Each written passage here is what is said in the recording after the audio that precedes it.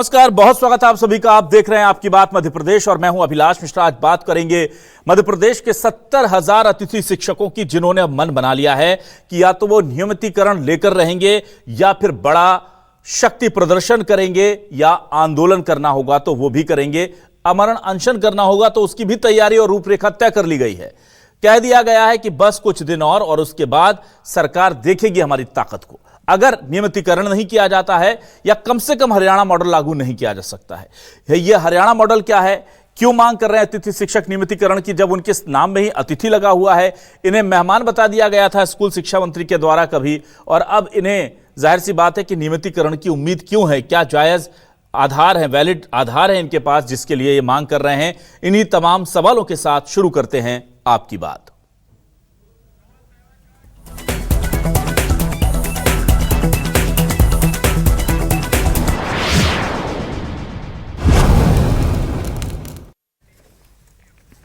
दरअसल एक बड़ी मीटिंग होती है अतिथि शिक्षकों के, तमाम संगठन जो हैं उससे जुड़े हुए उनकी, और अब लगभग सभी शिक्षक संगठन जो है वो अतिथि शिक्षकों के साथ खड़े नजर आ रहे हैं।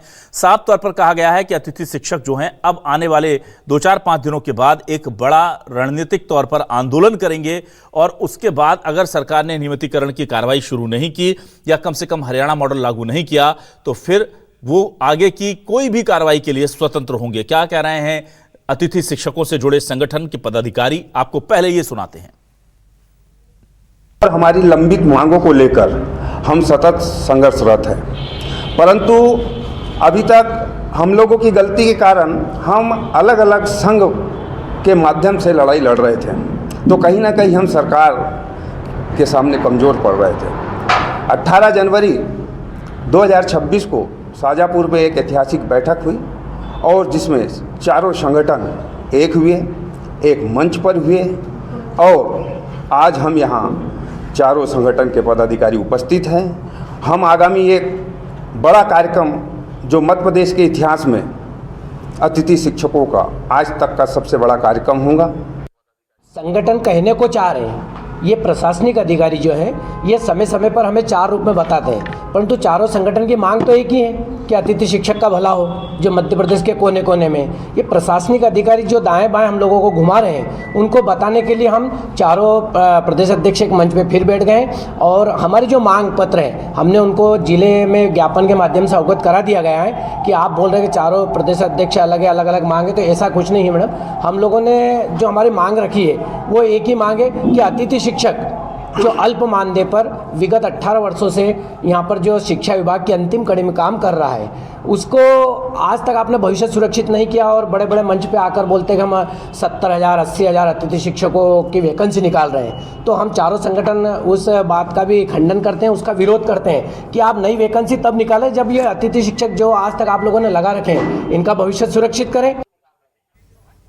इस पूरे मामले को लेकर कांग्रेस सरकार पर हमलावर है और बीजेपी से वादा खिलाफी का बीजेपी पर आरोप भी लगा रही है, और बीजेपी कह रही है कि हमने जो वादे किए हैं वो पूरे किए हैं और थोड़ा सब्र रखना चाहिए, सभी के साथ जो वादे हमने किए हैं वो पूरे होने जा रहे हैं। दोनों के बयान सुनिए। भाजपा सरकार में चाहे वो अतिथि शिक्षक हो, अतिथि विद्वान हो, आउटसोर्स या संविदा के कर्मचारी हों, उनको सिर्फ उपेक्षा मिली है, झूठे वादे मिले हैं। 18 साल तक जो अतिथि शिक्षक अपना वनवास इस आश्वासन पर काट रहे थे कि इसके बाद उन्हें कहीं ना कहीं राजयोग मिलेगा, सरकारी नौकरियों में नियुक्तियां मिलेंगी, लेकिन सरकार ने उनको फिर से ठेंगा दिखा दिया है। कांग्रेस ये मांग करती है कि सरकार वरिष्ठता के आधार पर इनको नियुक्ति दे, इनका सम्मान करे, और उचित वेतनमान के साथ सरकारी नौकरी में इनकी स्थापना की जानी चाहिए। मध्य प्रदेश में भारतीय जनता पार्टी सरकार अतिथि शिक्षकों और उनके परिवारों के साथ सदैव खड़ी रही है। पूर्व में भी अतिथि शिक्षकों की मांगों को सरकार द्वारा पूरा किया गया था, और अभी भी जो अतिथि शिक्षकों द्वारा मांग की जा रही है सरकार उन पर निश्चित ही सहानुभूति पूर्वक विचार करेगी। हमारा अतिथि शिक्षकों और उनके परिजनों से भी आग्रह है कि वो सब्र रखें, सरकार के ऊपर विश्वास रखें। सरकार सदैव उनके साथ खड़ी है, और सभी जायज मांगों को जल्द से जल्द पूरा किया जाएगा। कांग्रेस जैसी पार्टी जिन्होंने अतिथि शिक्षकों को नियमित करने का वादा करके चुनाव जीत लिया था और कभी अतिथि शिक्षकों की तरफ मुड़ के नहीं देखी, वो ऐसे विषय पर राजनीति कर रही है। आइए देखते हैं सवाल क्या है। सवाल लेकर आ रहे हैं आपके टेलीविजन स्क्रीन पर। सवाल ये रहे आपके सामने हमारे आज के सवाल। 70,000 अतिथि शिक्षकों का कब खत्म होगा टेंशन, मांगे पूरी नहीं होने पर अब होगा शक्ति प्रदर्शन। 18 साल से कम वेतन में कर रहे पूरा काम, नई नियुक्ति से पहले होगा अतिथि शिक्षकों का पक्का इंतजाम। कांग्रेस बोली कर्मचारियों से वादा खिलाफी, बीजेपी बोली हम चिंता करेंगे हर किसी की। हरियाणा मॉडल या नियमितीकरण पर सीधी चेतावनी, एमपी में 70,000 अतिथि शिक्षकों की नौकरी होगी पक्की।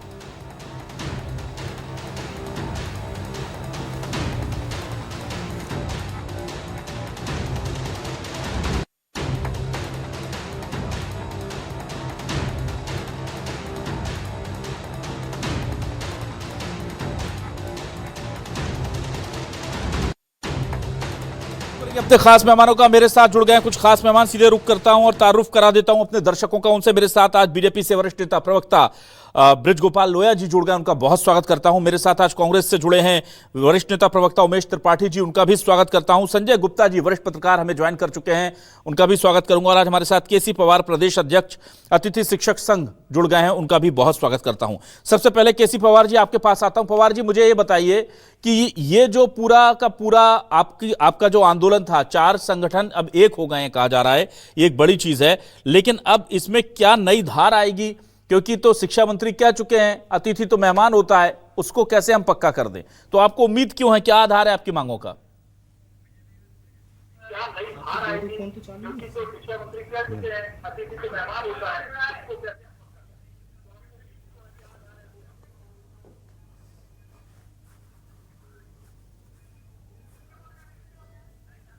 पवार जी आप मुझे सुन पा रहे हैं? पवार जी तक लगता है मेरी आवाज नहीं पहुंच रही है। पवार जी आप मुझे सुन पा रहे हैं या नहीं? ठीक है, चलिए मैं जल्दी से उमेश जी आपके पास आने की कोशिश करता हूं। उमेश जी, अतिथि शिक्षकों को पक्का किया जाएगा या नहीं, ये स्थिति अभी भी साफ नहीं हो रही है और अब वो कह रहे हैं कि हम महाआंदोलन करेंगे, क्या कहेंगे आप?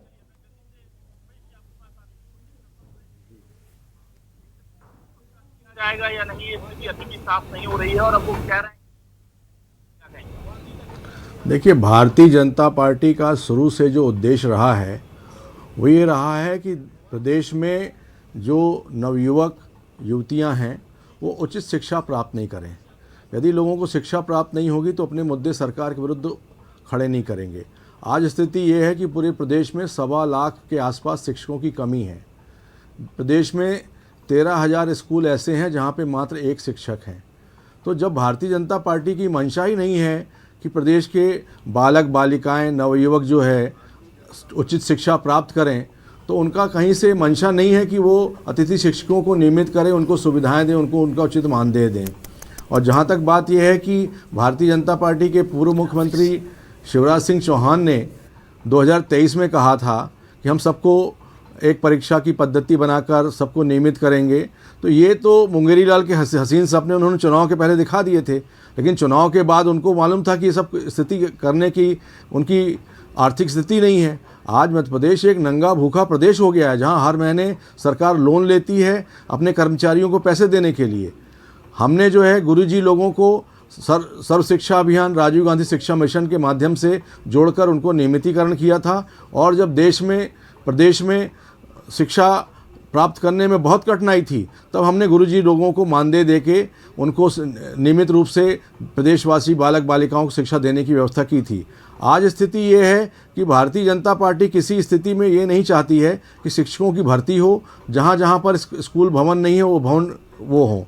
अतः भारतीय जनता पार्टी का उद्देश्य है कि प्रदेश में शिक्षा का स्तर ना हो, और वो बार बार जो अतिथि शिक्षकों को अलग करके नए लोगों को, आरएसएस के जो पट्टे हैं उनको शिक्षक के रूप में भर्ती किया जा रहा है। तो एक विचारधारा को प्रचारित करने वाले लोगों को ही अतिथि शिक्षक और शासकीय विभागों में नौकरियां मिलेंगी, ऐसा आरएसएस के लोगों का और भारतीय जनता पार्टी के नेताओं का पूरा प्रायोजित कार्यक्रम है। इसी कारण वो अतिथि शिक्षकों को बुरी तरह अपमानित कर रहे हैं। भोपाल में सड़कों पर उनके साथ धक्का मुक्की की जा रही है, उनके साथ बदसलूकी की जा रही है। जिस देश में इस गुरु का सम्मान नहीं होता है, ना वो प्रदेश ना ही वो देश आगे बढ़ सकता है। इसलिए मैं तो निवेदन करूँगा राजनीतिक दल से ऊपर उठ के, चूँकि अतिथि शिक्षक भी गुरु हैं और सिर्फ एक दिन शिक्षक दिवस के दिन उनका सम्मान करके कि वो हमारे गुरुजी हैं, ऐसा नहीं। जो समाज को गुरु का सम्मान करना चाहिए। और मैं भारतीय जनता पार्टी में समझदार लोग भी हैं कुछ, उनसे निवेदन करूंगा कि अतिथि शिक्षकों का जो धरना प्रदर्शन चल रहा है इसको शीघ्र अतिशीघ्र समाप्त कराएं, अन्यथा पूरी कांग्रेस पार्टी अतिथि शिक्षकों के साथ कंधे से कंधा मिलाकर उनकी इस लड़ाई में उनके साथ है।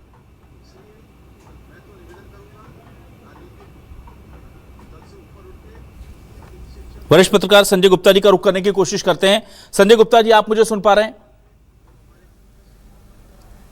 डॉक्टर आवाज आ रही है जी। संजय जी, मैं आपसे जानना चाहूंगा, अतिथि शिक्षकों को लेकर शिक्षा मंत्री स्पष्ट कर चुके हैं कि उन्हें नियमित कैसे कर दे, वो अतिथि हैं। लेकिन दिक्कत यह है मध्य प्रदेश में कि 18-18 साल से अतिथि ही हैं। अब भाई आप अतिथियों को रेगुलर करेंगे नहीं, 1 लाख से ज्यादा पद खाली हैं, तो उनकी जो मांग है वो नैतिकता के तकाजे पर तो बहुत हद तक जायज है, पर तकनीकी आधार वहां पर बना दिए जाते हैं फिर शिक्षा मंत्री की तरफ से। राव उदय प्रताप जी ने यह बात कही थी कि वो मेहमान है। अब ऐसे में क्या आपको लगता है इनकी मांगें पूरी हो पाएंगी, कोई रास्ता निकलेगा? मध्य प्रदेश में जो हालत है भर्तियों की और नियुक्तियों की, बहुत किसी से छुपी हुई नहीं है। नए नए घोटाले सामने आ रहे हैं, भर्तियों की हालत बहुत ख़राब है। लेकिन अब इस मामले में एक टेक्निकल पेंच ये है कि अतिथि शिक्षकों को शिक्षक बनाने में वो जो शिक्षा मंत्री कह रहे हैं, कहीं ना कहीं थोड़ा सा उनके पक्ष में बातें जाती है, क्योंकि अभी हाई कोर्ट ने ही, जबलपुर हाई कोर्ट ने कॉलेज के ही गेस्ट जो फैकल्टी थी उनको परमानेंट करने में ये दिया है, जवाब दिया कि अतिथि हो आपके से परमानेंट आपको अधिकार नहीं है। आपको शर्तें पता थी, इस कारण से आप नौकरी में आए, तो अब आपका अधिकार नहीं बन जाता, भले आप 15 साल नौकरी करें या 20 साल करें, कि आपको परमानेंट किया जाए।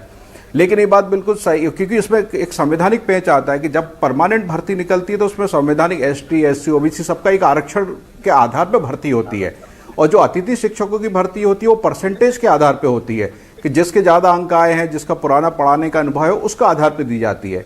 तो जब इनको रेगुलर करने जाते हैं तो फिर एक इशू आता है। लेकिन इसमें बीजेपी गवर्नमेंट ने ये जरूर करा था सितंबर 2023 में, जब शिवराज जी CM थे, उन्होंने आरक्षण जो था, भर्ती जब नियमित भर्ती होती तो उसमें पद जो 50% पद है वो अतिथि शिक्षकों के लिए रिजर्व कर दिए थे।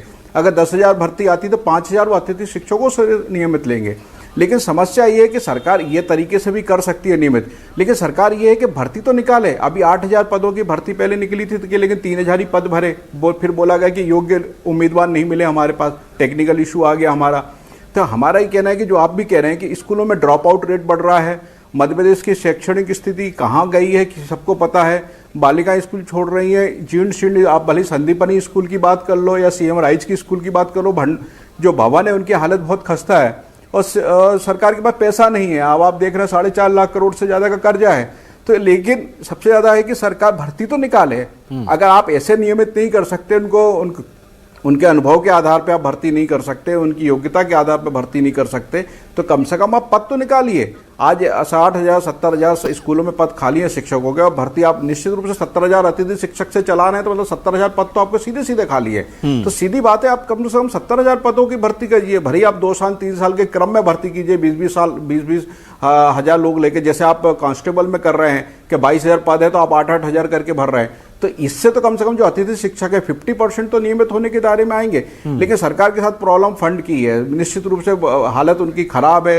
लगातार वो हर महीने 5-5, 6-6 हजार करोड़ का कर्जा ले रहे हैं, तो हालत बहुत खराब है। अतिथि शिक्षकों का एक्चुअली वोट के लिए फुटबॉल बन के रह गए। चाहे कांग्रेस सरकार आओ, तो उन्होंने जब सिंधिया जी ने उनके हक में आवाज उठाई थी, तब सबने सुना था कि पूर्व CM कमलनाथ जी ने तब कह दिया था कि उतर जाएं सड़क पे महाराज जी, अगर उतरना है तो। इसी कारण से सरकार गिर गई थी। शिवराज जी ने वादे बहुत करे थे, लेकिन उतना अतिथि शिक्षकों को परमानेंट करने के लिए उतनी भर्ती ही नहीं निकाली सरकार ने, तो फिर रिजर्वेशन का कोई फायदा नहीं निकला। ठीक है, मैं इस वक्त जाहिर सी बात है ये समझ सकता हूं कि अभी बहुत सारा कुहासा है, लेकिन अब अल्टीमेटम जब दे दिया है। केसी पवार जी, क्या आप मुझे सुन पा रहे हैं?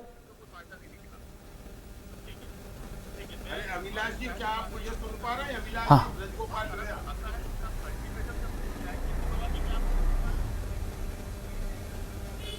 ब्रज गोपाल लोया जी, क्या आप मुझे सुन पा रहे हैं? मैं आपको सुन पा भी रहा हूं, देख भी पा रहा हूं। जी ब्रज जी आपसे मैं जानना चाहूंगा कि अब मुझे बताइए, ये तकनीकी तौर पर अगर मामला देखा जाए तो आप कहते हैं अतिथि शिक्षक हैं, लेकिन अगर हम वैसे देखें, नैतिकता के आधार पर देखें, रोजगार के मामले में देखें, तो 18 साल से बेचारे अतिथि हैं। तो इन्हें ऐसे मेहमान जो 18 साल रह जाते हैं घर में, तो पड़ोसी उन्हें मेहमान थोड़ी कहता है। फिर जो शिक्षा मंत्री कहते हैं कि ये मेहमान है, वो तो फिर घर के परिवार के सदस्य हो गए ना। सर अपना लीजिए इन्हें। जी जी जी जी जी जी अभिलाष जी, मैं प्रारंभ करूं? जी प्लीज। मेरी तीन बातें हैं। एक तो जो आपने कहा कि बेचारे, तो मैं बड़ी विनम्रता के साथ कहना चाहता हूं, मध्य प्रदेश का अतिथि शिक्षक बेचारा नहीं है, क्योंकि हमने उनके मानदेय को बहुत बेहतर करने का काम किया है, वो बेचारा नहीं है। दूसरी बात, हमने ये सुनिश्चित किया है कि मध्य प्रदेश में जो भी शिक्षकों की भर्ती होगी उसमें 50% पद अतिथि शिक्षकों से भरे जाएंगे। तीसरी बात, अभी हमारे कांग्रेस के मित्र कह रहे थे तो मुझे बड़ा हंसी आ रही थी कि हमने गुरुजियों का नियमितीकरण किया था। इन्हें तो मालूम ही नहीं है कुछ भी। गुरुजी को ये 500 रुपए प्रतिमाह दिया करते थे।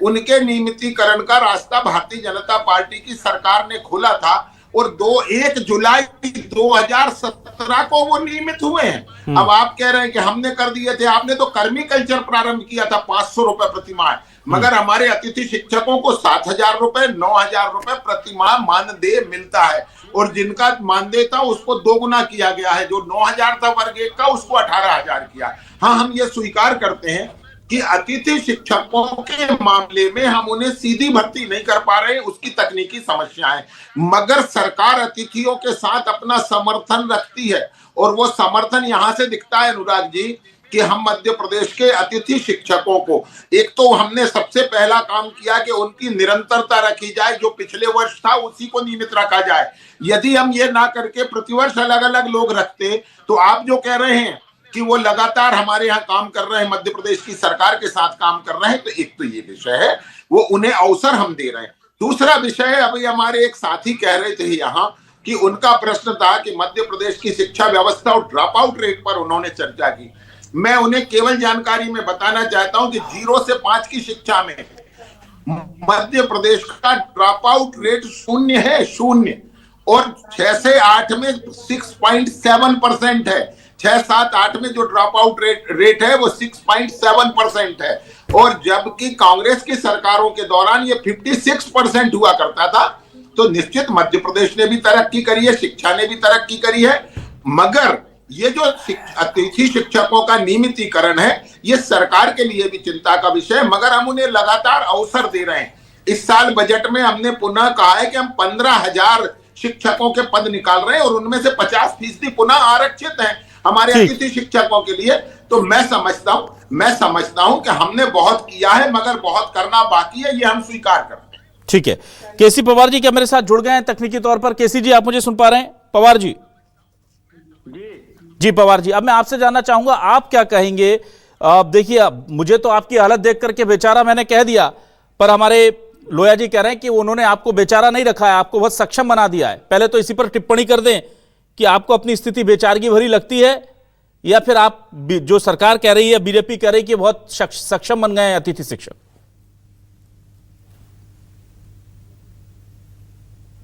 तो से हम पूरी ईमानदारी से अध्यापन कार्य शासकीय शालाओं में कर रहे हैं। जी, बोलते रहिए, आप बोलते रहिए।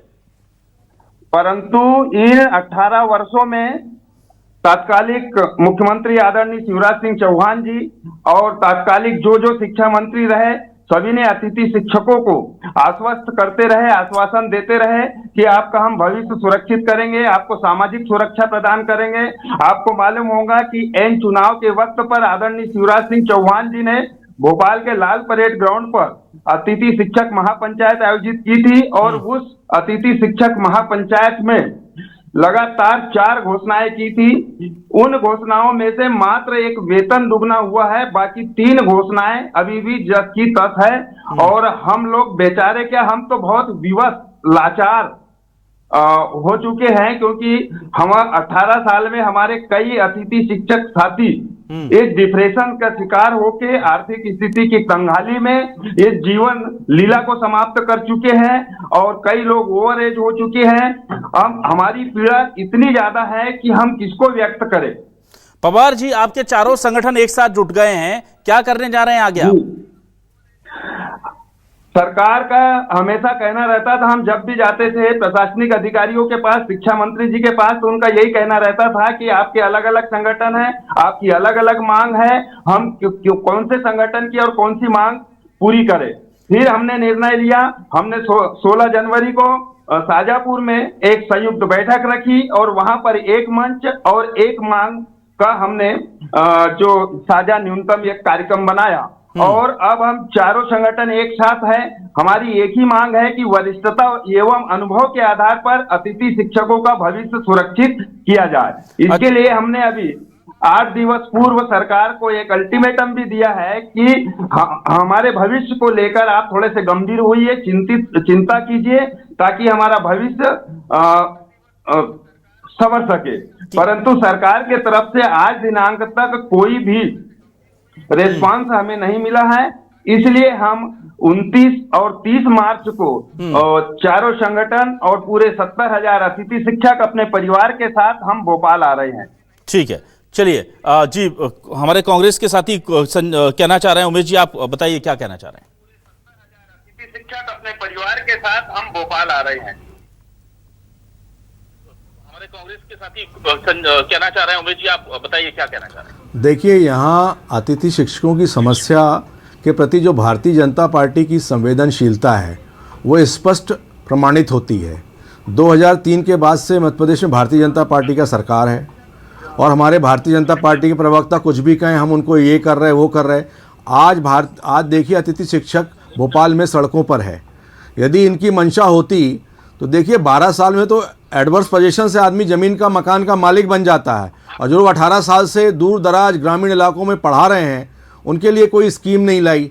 हर बार चुनाव के पहले महापंचायत करेंगे और लोगों को मुंगेरी डाल के हसीन सपने दिखाएंगे और कहेंगे हम आपके लिए ऐसा कर देंगे और उसके बाद 5 साल तक उस ओर मुड़ के नहीं देखते हैं। हमारा तो साफ कहना है कि अतिथि शिक्षकों की जो जायज़ मांगे हैं उसके साथ कांग्रेस पार्टी है और इनकी मंशा नहीं है कि ये अतिथि शिक्षकों का कुछ कल्याण हो। जिस प्रदेश में, जिस देश में शिक्षकों का सम्मान नहीं होता, शिक्षकों का सम्मान सिर्फ पैर पड़ने हाथ जोड़ने से नहीं होता है। वो भी एक सामाजिक प्राणी है, उनकी भी सामाजिक आवश्यकताएं हैं, उनकी आर्थिक आवश्यकताएं हैं। उसके लिए आप देखिए विश्व के जितने भी देश हैं, यूरोप हो चाहे अमेरिका हो, सर्वाधिक वेतन वहां पे शिक्षकों को दिया जाता है। लेकिन हमारे मध्य प्रदेश में स्थिति ये है कि पढ़ाई तो उनसे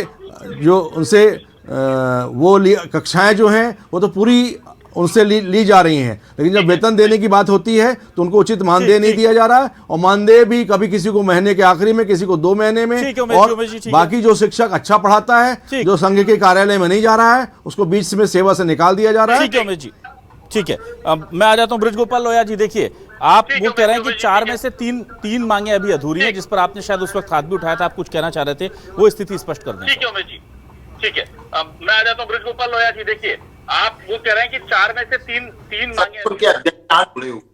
पहली बात तो मैं ये कहना चाहता हूं कि इन्होंने जो ज्ञापन में कहा है, जो तय किया है आज कि हरियाणा मॉडल पर हो, तो मैं ये फिर से कह रहा हूं कि सरकार ने कब मना किया है?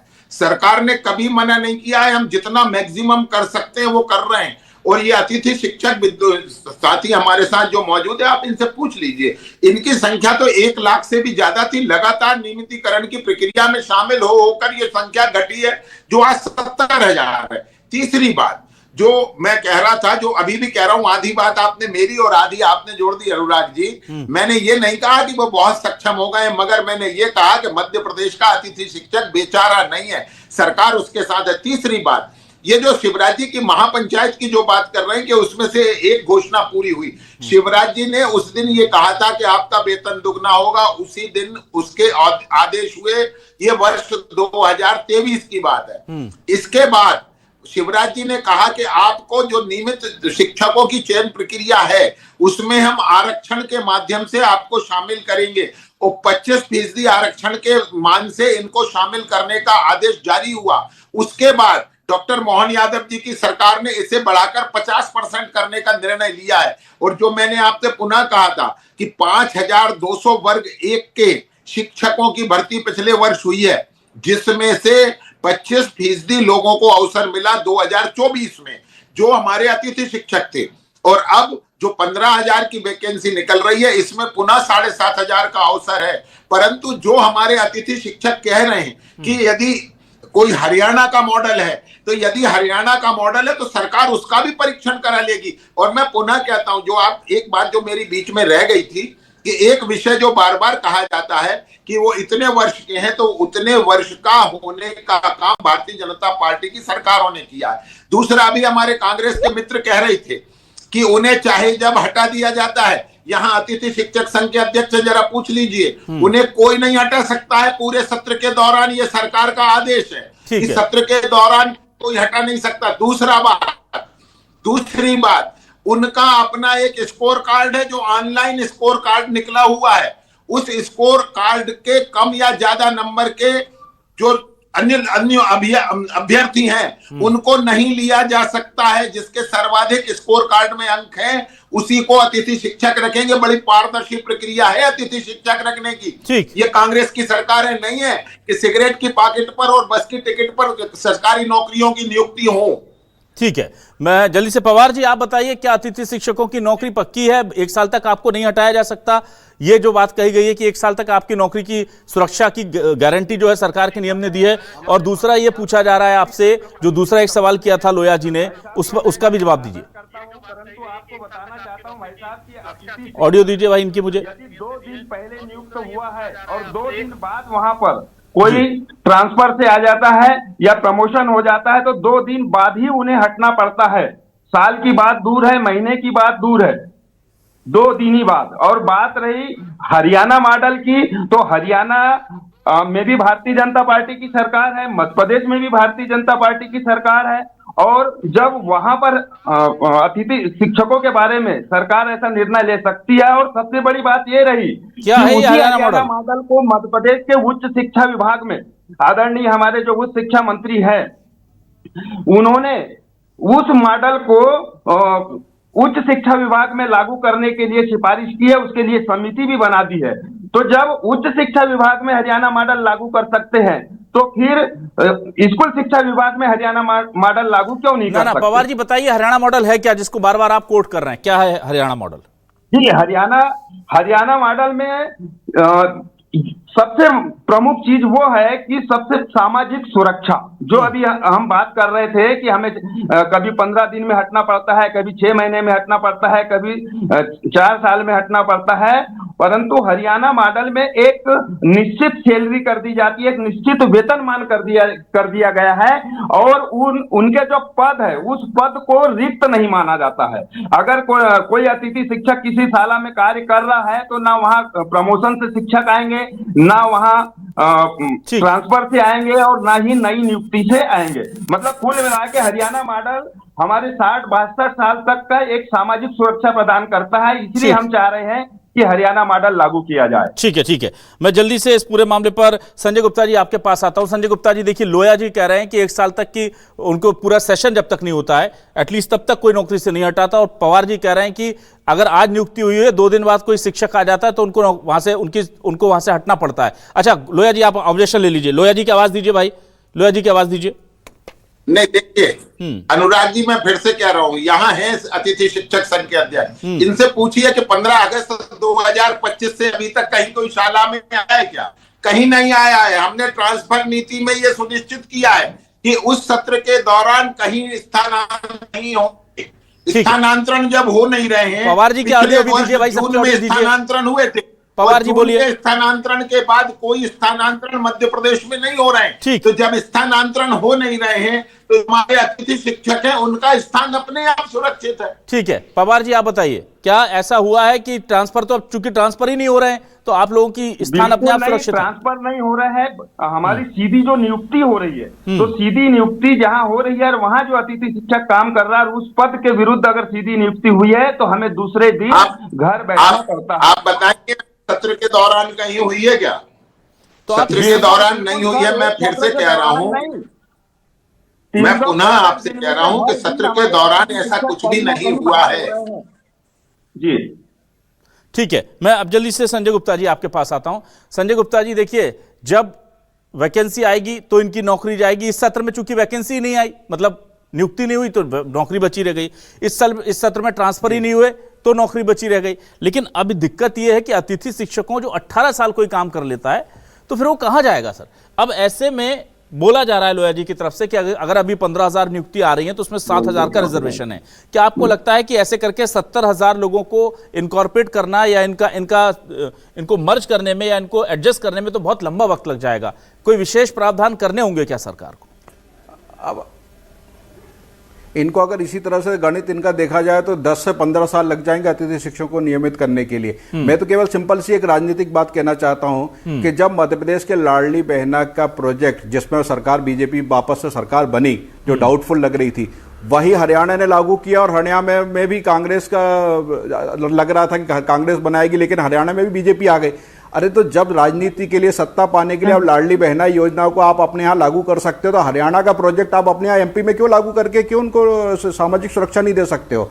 आज सिंपल सी बात है कि 14,000 कुशल मजदूरों के वेतन है 14 से 15,000 दिए जाते हैं। अतिथि शिक्षकों में सबसे जो ग्रेड 1 पे 17-18,000 वेतन दिया जाता है। तो एक मजदूर में और शिक्षकों में तो कोई वेतन में कोई बहुत ज्यादा अंतर रह ही नहीं गया। ये बार बार डिमांड कर रहे हैं सामाजिक सुरक्षा की। ठीक है, आप नियमित नहीं कर सकते, लेकिन सामाजिक स्ट्रक्चर जो है उनका पूरा वो तो करिए। अभी नए नए आदेश आते हैं कि ये अटेंडेंस कर दीजिए, नहीं तो आपको बाहर कर दिया जाएगा। 7 दिन अगर लगातार आपने अवकाश किया तो आपको बाहर कर दिया जाएगा। फिर विरोध होता है, हर कुछ ना कुछ चलता रहता है। सरकार कोई नए जो बैठे हुए हैं इसी कमरे में अधिकारी बैठे हैं, नए कुछ ना कुछ शगुफा लेके आते हैं, ये आंदोलन करते हैं, फिर सरकार पीछे हटती है। मतलब कोई नई बात तो हो ही नहीं पा रही है कि इनको नियमितीकरण किया जाए, क्योंकि इनको पुराने मामलों में ही फंसाया जाता है। सिंपल सी बात है, कुशल मजदूर को जब 14-15 हजार दे रहे हो तो शिक्षकों को 18,000, मतलब क्या उसमें कोई तुलना है कि नहीं मजदूरों और शिक्षकों के बीच में? और सीधी बात, राजनीतिक बात है कि लाडली बहना हमारा हरियाणा ने लिया और चुनाव में आई, तो फिर उनका प्रोजेक्ट हम क्यों नहीं ले सकते इनको नियमित करने के लिए? ठीक है, तो कुल मिलाकर के अभी बहुत कुछ किया जाना अतिथि शिक्षकों के लिए जरूरी है। कुछ हद तक चली है सरकार उनके पक्ष में आगे, लेकिन हाँ, जाहिर सी बात है कि इतना लंबा अगर कोई काम कर रहा है तो उसको तो फिर उसका हक पहले होता है, वो पहला दावेदार होता है अगर कोई पोस्ट क्रिएट होती है। और अगर वो दावेदार नहीं है, तकनीकी तौर पर आपको उनको वो लगता है कि कमी है उनके अंदर, तो फिर इतने सालों से 18 साल से वो हमारी एक पीढ़ी 20 साल की मानी जाती है, 20 साल एक पीढ़ी पूरी पढ़ा दी उन्होंने मध्य प्रदेश की। तो जाहिर सी बात है कि उनकी सेवा या उनकी निष्ठा या उनकी कार्यकुशलता में तो कोई कमी नहीं है, फिर उन्हें उनका हक मिलना चाहिए। सरकार इस पर जल्द फैसला लेने की बात तो कह रही है, पर उतनी तेजी से फैसले कब होंगे इसका इंतजार होगा। फिलहाल चारों संगठन एक साथ आए हैं और अब वो कह रहे हैं कि अभी तक हम बिखरे हुए थे, इसलिए हम असंगठित थे, इसलिए हमारी शक्ति बिखरी हुई थी। अब हम सरकार को अपना शक्ति प्रदर्शन भी करेंगे और निवेदन भी करेंगे, पर अपना हक लेकर रहेंगे। बहुत शुक्रिया करूंगा मैं बृजगोपाल लोया जी, उमेश त्रिपाठी जी, संजय गुप्ता जी और केसी पवार जी हमारे साथ जुड़ने के लिए, इस डिबेट का हिस्सा बनने के लिए तमाम दर्शकों का शुक्रिया। नमस्कार।